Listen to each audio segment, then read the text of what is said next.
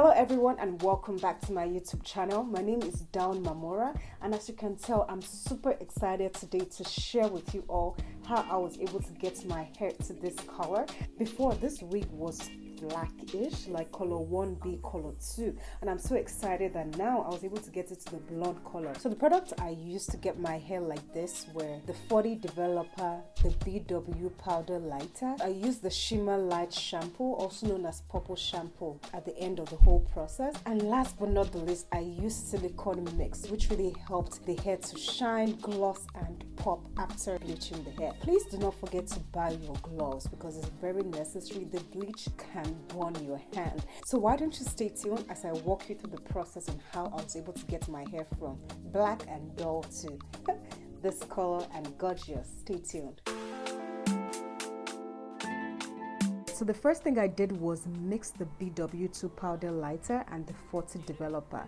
So I got the 8-ounce BW2 Powder Lighter, and initially I thought it was going to be too much, but it's pretty amazing that it actually turned out to be just what I wanted. And of course the 40 Developer is liquid, so I put just enough to get the mixture to a yogurt consistency. For my Nigerian people, it's turned out to be like pap. And the reason why you want it a little bit liquidy is to help the dyeing process be a little bit faster, because this is like chemistry. Basically in chemistry we learn that when it's liquidy, reactions are quicker. The next thing I did was separate the hair, and this is basically chemistry because the more surface area you have, the better. Now I highly recommend you do this bleaching process before you install your wig. It's a lot easier when you're bleaching bundle by bundle, but because I already had my wig installed, it was very difficult, a little bit difficult to get each strand of hair. And then of course you need to flip your wig so that you can apply the bleaching mixture to the other side of your wig. Now this part is very important. You have to brush the hair to get the bleach on every single strand of hair, because I don't know if you've seen other people that have bleached their hair themselves. There's one patch that is still black and the other patch is blonde. You don't want it to look like that, so that's why this process is critical. And I'll recommend you use a brush, because I don't understand what I was doing by using a comb, but eventually in this video I repented. And here I just applied more bleach. And if you notice, I started bleaching the bottom of the hair first because I was actually trying to get a little bit of highlights at the bottom. I wanted the bottom to be a little bit lighter than the roots. And yes, here is where I repented, so I finally used a brush. I really recommend you use a brush because it helps you get more surface area on the hair than a regular comb will. Now I just kept on applying more bleach. My initial plan was to fold the hair in aluminum foil after applying the bleach. With time I realized that wasn't really necessary because I saw that the hair was already getting to the color that I needed. So I continued this whole process of applying the bleach, brushing the hair for roughly about 25 to 30 minutes. People usually recommend 45 minutes, but it depends on how light you're trying to get the hair. So I was really targeting a honey blonde look,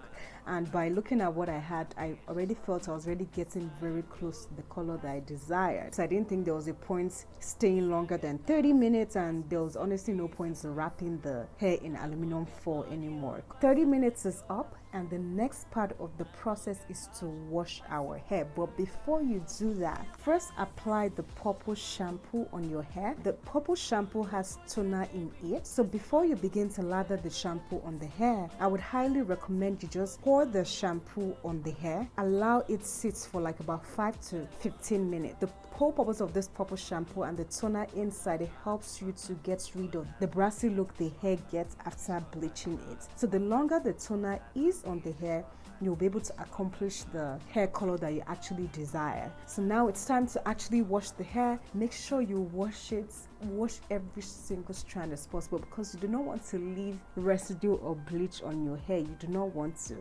But after washing the hair, I rinsed it out a few times, washed it again. I basically repeated the process on and on again until I was almost confident that there was no bleach residue on my hair. And after washing the hair, the next thing I did was apply silicone mix. Guys, please, you need to use silicone mix. One thing I love about silicone mix is that it really helps the hair to gloss and pop. So I applied the silicone mix on the hair.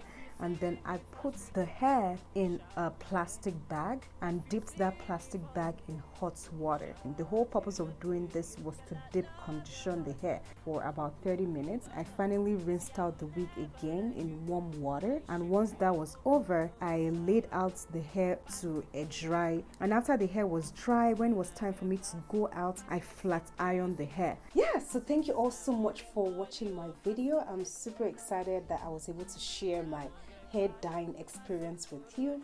This hair came out still looking so luscious. I'm going to be putting the name of the product I use in the description box, so let me know if you have any further questions about the product or about the process. Feel free to comment below, and make sure you follow me on my Instagram page, and yeah, subscribe to my YouTube channel and share this video. I love you all so much, and God bless.